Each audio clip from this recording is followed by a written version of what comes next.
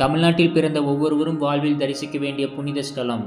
கட்டாயம் அருள் பெற வேண்டிய வெள்ளியங்கிரி ஆண்டவர். கோயம்புத்தூர் மாவட்டத்தில் இருக்கிற வெள்ளியங்கிரி மலை ஒரு சவாலான மலையேற்றமாக கருதப்படுது.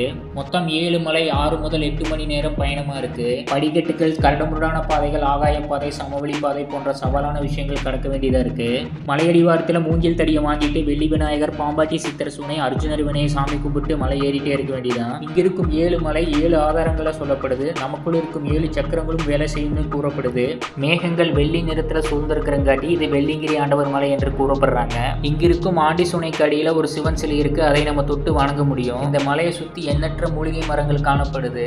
இந்த 5.5 கிலோமீட்டர் கடந்ததும் சக்தி வாய்ந்த வெள்ளியங்கிரி ஆண்டவர் அருள் பாலிக்கிறாரு. மலை மேல அமைஞ்சிருக்கும் சிவனடியாரை நாமளே பூஜை பண்ணி தரிசிக்க முடியுது. இந்த 6000 அடி உயரம் கொண்ட மலைத்தொடர் ஒரு சாகசம் நிறைந்த மலைப்பயணமா இருக்கு. இந்த தென் கைலாயத்தில் கிடைக்க வேண்டிய சக்தி அருள் ஒவ்வொரு மனிதனுக்கும் கிடைக்க பெறணும்.